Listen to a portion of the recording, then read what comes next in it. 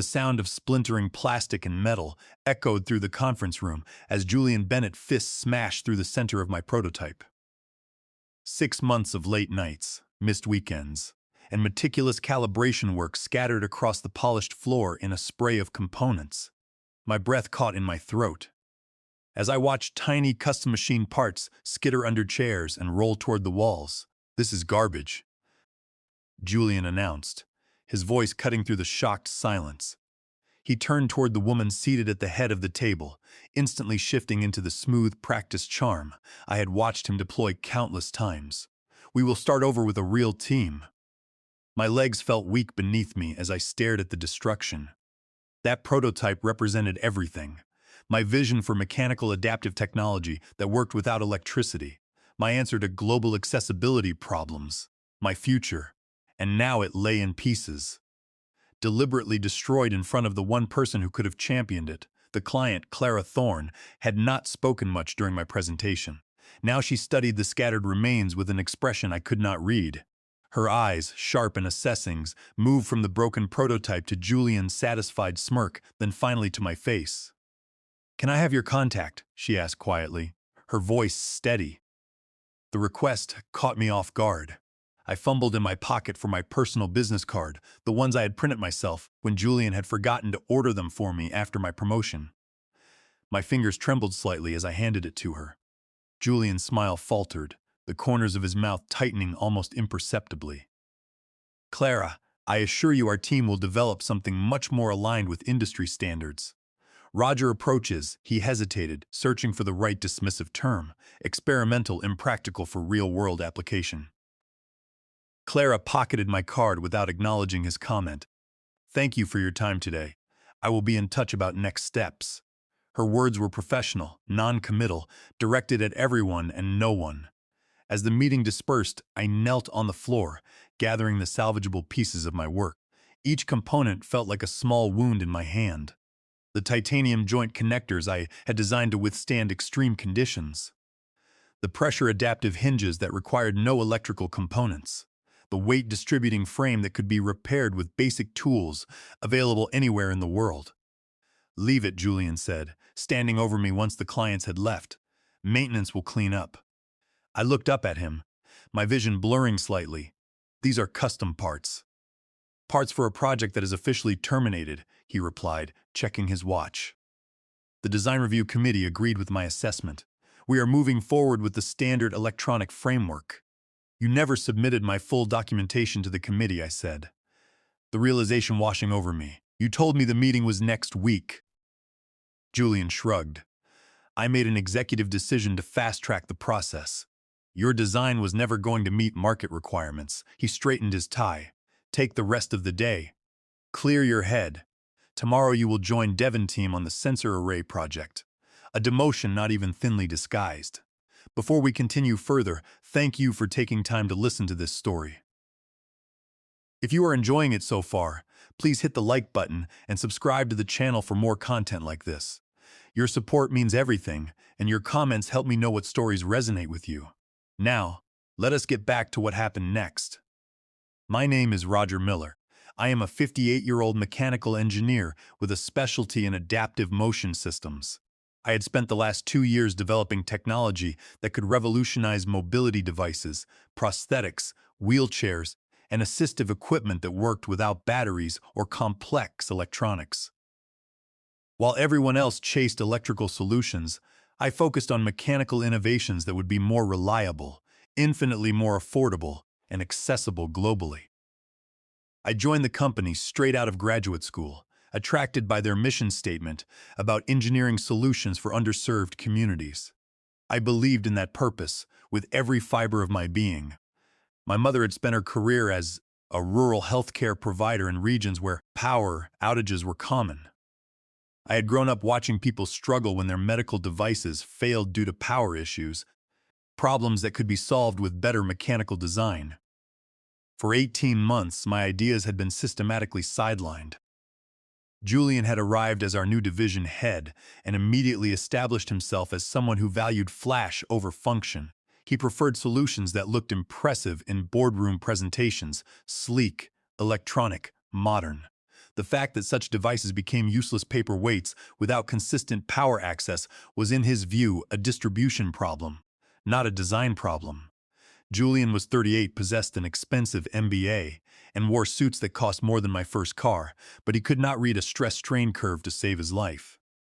He was a salesman occupying an engineering chair, and he saw my low-tech approach as an embarrassment to his vision of a high-tech corporate future. When I tried to explain that a battery-powered wheelchair is useless in a village with no power grid, he just told me that we were in the business of selling devices, not solving global poverty. That night, I sat in my small apartment, sorting through the salvageable pieces of the prototype. The main axle was bent, the mechanical housing cracked, and the custom tension springs were stretched beyond repair.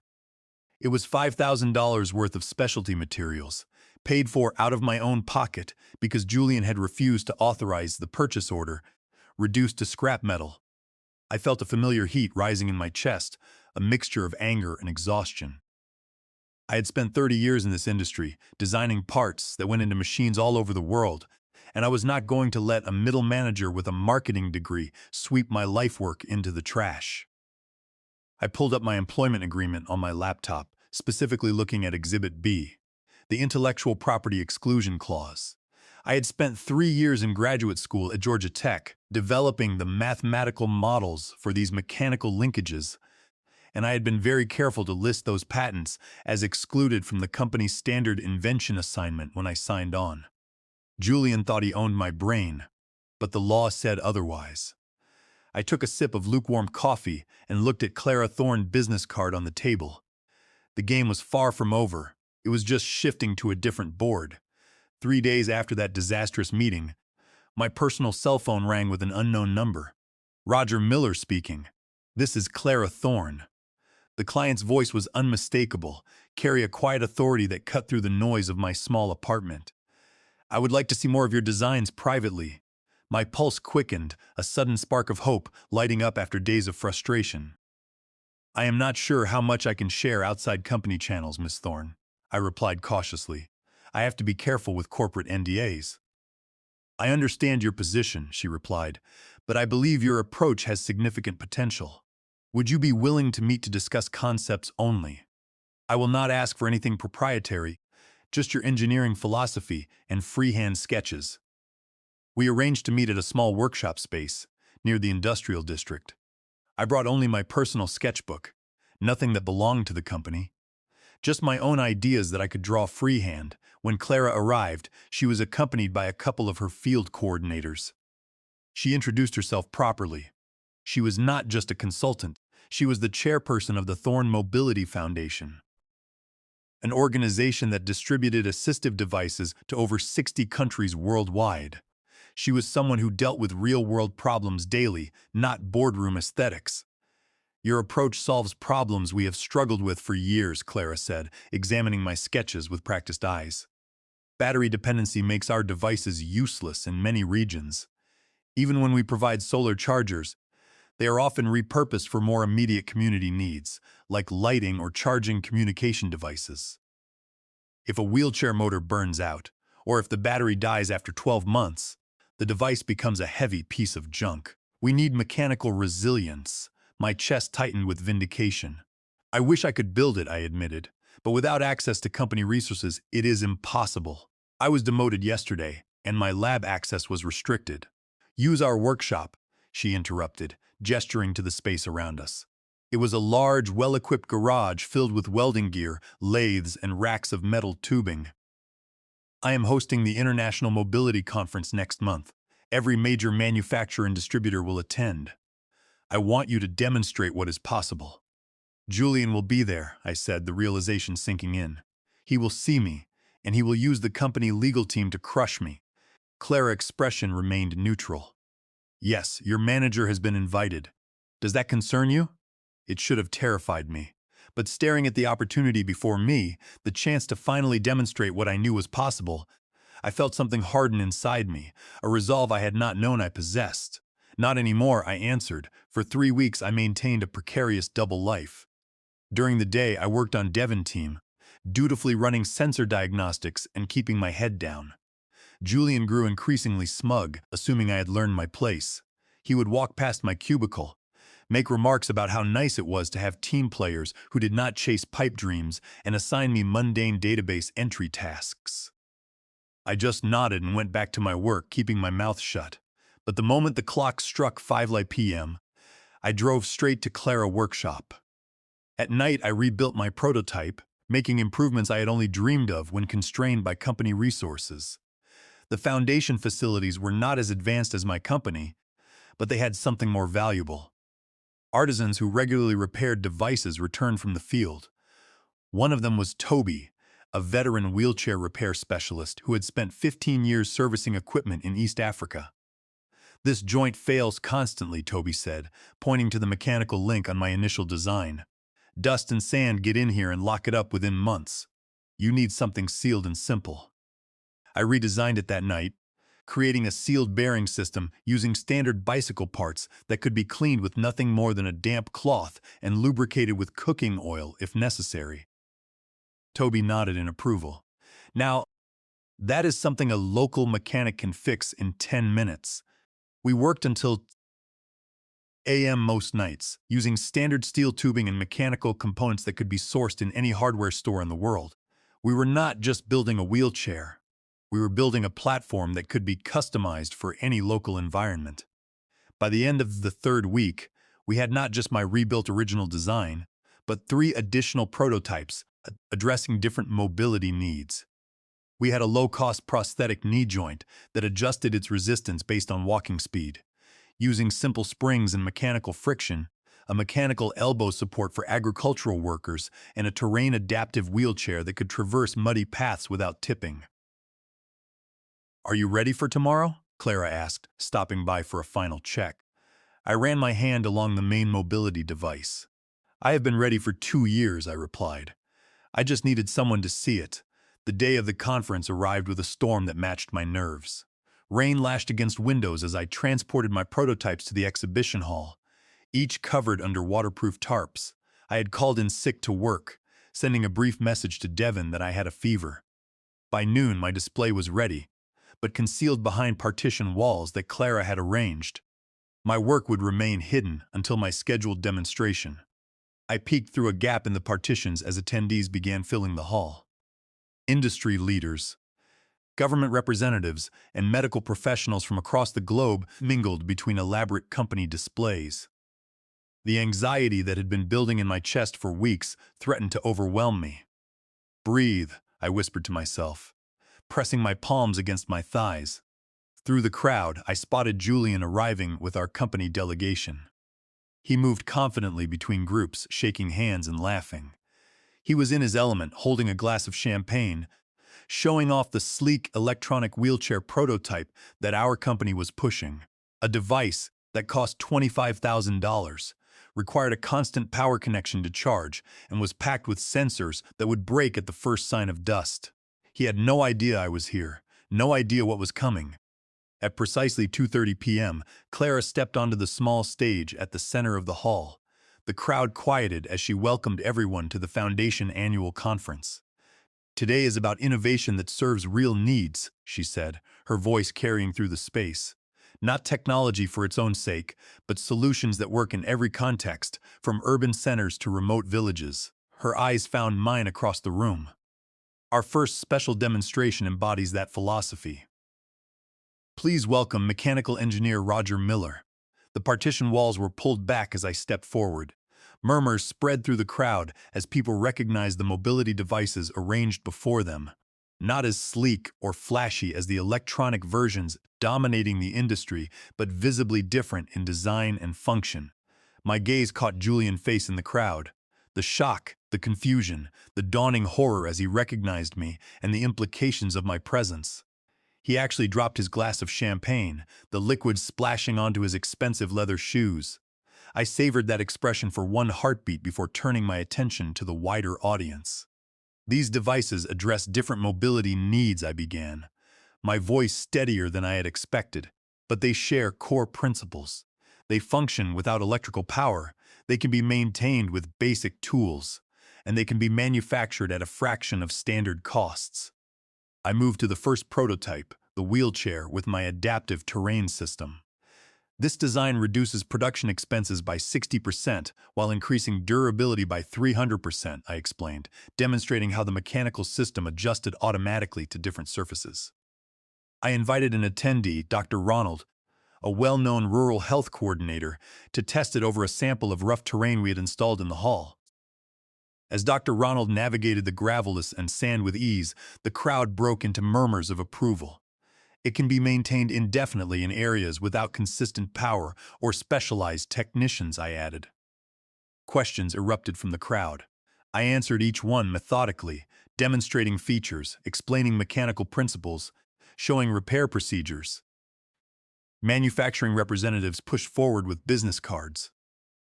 A government procurement official asked about immediate licensing options. From the corner of my eye, I saw Julian attempting to approach, his face red with anger, but he was blocked by the density of the interested crowd. He tried to call security, but Clara coordinators politely informed him that this was a private foundation event, and he had no authority here. His face had shifted from shock to something darker, a venomous calculation. As my demonstration concluded, loud applause rippled through the audience. People surged forward, eager to examine the prototypes more closely, to leave contact information, to discuss potential applications. I noticed several people from my own company, watching with expressions ranging from confusion to admiration. None dared approach while Julian lingered at the periphery. As the crowd finally thinned, Clara approached with an older man. I instantly recognized Garrison Lassiter, the semi-retired founder of my company, a legendary engineer who had built the business from a garage workshop. My breath caught. I had not seen him in person since my initial job interview. "Fascinating approach," Garrison said, running his hand along the frame of my primary prototype. "The welds are clean and the leverage ratios are perfect.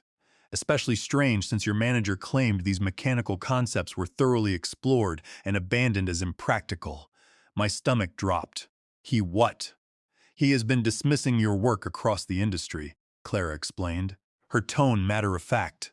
"He gave a presentation at the Healthcare Innovation Summit last month, claiming these designs were his own early concepts that proved unfeasible during development testing. He used your research to justify why the company pivoted entirely to electronic solutions." Garrison's expression hardened as he studied my face. "I built this company to solve problems, not protect outdated thinking." He handed me his card, the gesture deliberate. "I have maintained my board position. We should discuss your future, Roger, with or without your current management." That evening, I returned to my apartment, physically and emotionally drained. The day had been a vindication I had barely allowed myself to imagine. My phone had been buzzing continuously with messages from colleagues who had been at the conference or heard about it secondhand. I ignored them all, needing space to process what had happened. Just after midnight, my phone lit up with Julian's name. I watched it ring, then fall silent, only to start again immediately. After the 5th consecutive call, I finally answered. "Hello, Julian. What the hell were you thinking?" His voice was tight, controlled anger vibrating beneath each word. "You violated every confidentiality clause in your contract today. You presented company intellectual property to an outside organization. I will have you fired and sued for every dime you own." "I did not present company property," I replied calmly.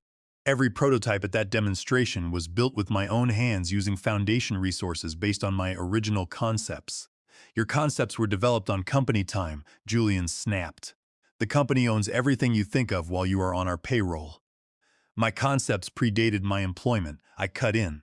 "Check my initial portfolio submission and the signed Exhibit B rider." These mechanical approaches were outlined in my graduate work at Georgia Tech, which I specifically retained rights to in our employment agreement. "You have no legal claim to them." A beat of silence followed, the hum of the phone line heavy between us. Then Julian spoke again, his voice dropping in pitch, the arrogance replaced by a nervous tremor. "The founder is asking questions, Roger. Garrison has been calling the board members." "What did you tell him?" "I did not tell him anything," I replied, surprised by how steady I felt. "I showed him what is possible when innovation is not being destroyed." His tone changed instantly, the anger giving way to something almost pleading, a desperate attempt to salvage his position. Listen, Roger. I have always valued your creativity. Maybe I was too harsh in that meeting, but you have to understand the pressure I was under. The market is not ready for such dramatic changes. We could integrate some of your ideas gradually. I can make you the lead designer for the electronic line. Please put in a good word with Garrison. Tell him it was a joint project. I am begging you. I thought of every dismissed concept, every public criticism, every shattered prototype lying on the conference room floor. I thought of him claiming my ideas as his own failed work to the entire industry. Some things cannot be fixed once they are broken, I said quietly, just like trust. I ended the call and turned off my phone. The following morning, I woke to pounding on my apartment door. When I opened it, Devin stood there, eyes wide, breathing heavily. You need to come in now, Devin said. Julian has called an emergency division meeting. He is saying you stole company designs, and he is preparing termination paperwork for intellectual property theft. He is trying to push it through before Garrison can intervene. My heart hammered against my ribs. That is not possible. I have the exclusion agreement. Possible or not, he is doing it, Devin said, pacing my living room. He sent security to seize your workstation this morning. They are logging your files, locking down your email, and copying everything to a secure server. He is trying to create a paper trail to show you used company servers to design the prototypes. I grabbed my coat and followed Devin to his car. During the drive, he filled me in on the chaos that had erupted after the conference. Half the executives are furious they were not aware of your work. The other half are scrambling to claim they always supported mechanical approaches. And Garrison is back in the building for the first time in months, demanding a full audit of the division projects. What about the design review committee, I asked, the one that supposedly rejected my concepts? Devin scoffed. That is the thing. There was no formal review. Julian told everyone different stories. He told the committee you withdrew your designs, and he told you they rejected them. He played us against each other to bury your project. We arrived at the company building as dark clouds gathered overhead, mirroring the storm brewing inside. The lobby buzzed with unusual activity for a Saturday morning. As we approached the security desk, the guard looked up with recognition. Mr. Miller, you are requested in the executive conference room, immediately. I stepped into the elevator, Devin at my side, my mind racing through possibilities. When the doors opened on the top floor, a different security guard was waiting. Just Mr. Miller, please, he said, to Devin, who reluctantly remained in the elevator, giving me a supportive nod. I followed the guard down the hallway toward the executive suite, each step feeling heavier than the last. When he opened the door to the conference room, I was unprepared for the scene inside. Garrison Lassiter sat at the head of the table. To his right was Clara. To his left was our company general counsel, Lena, and at the far end, pale and tight-lipped, sat Julian. Roger, Garrison said, gesturing to an empty chair. Thank you for coming in on such short notice. We have a situation that requires your perspective.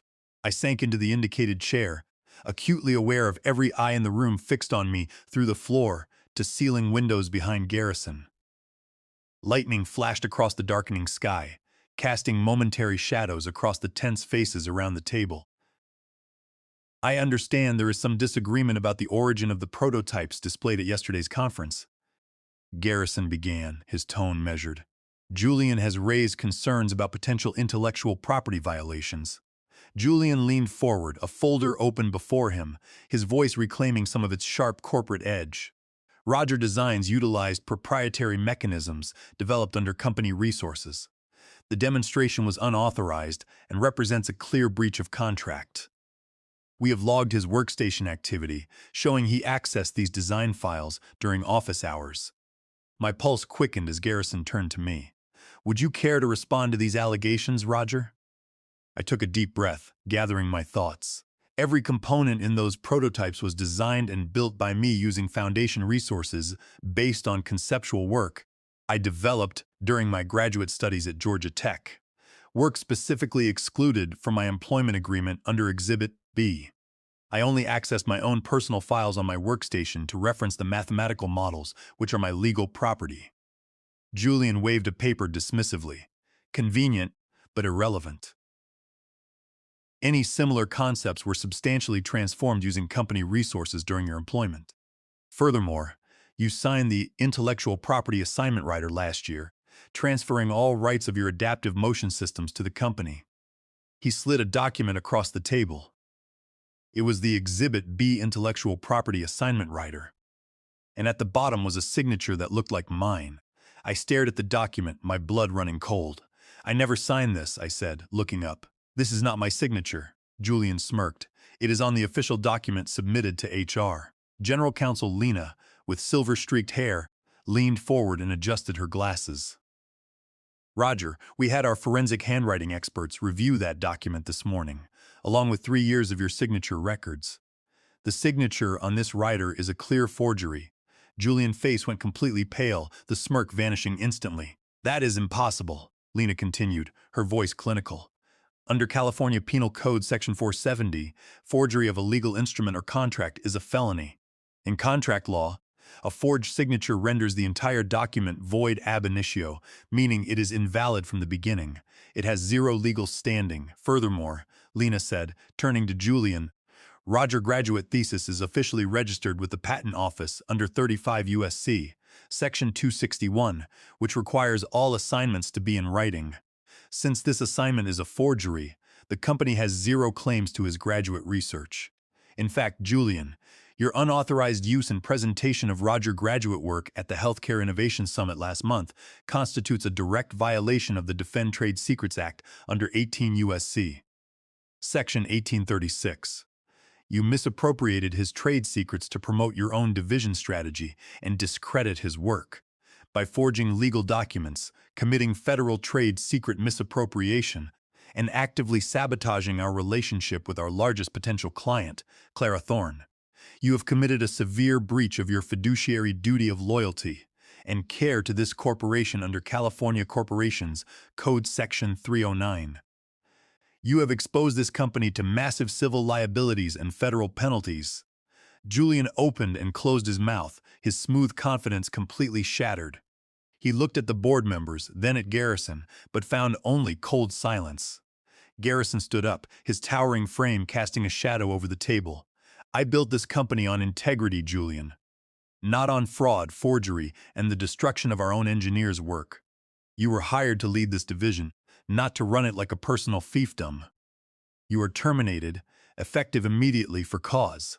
Lena, please prepare the paperwork and coordinate with the district attorney regarding the forged documents and trade secret violations. Julian stood up, his hands shaking as he gathered his papers. This is an overreaction. You cannot prove.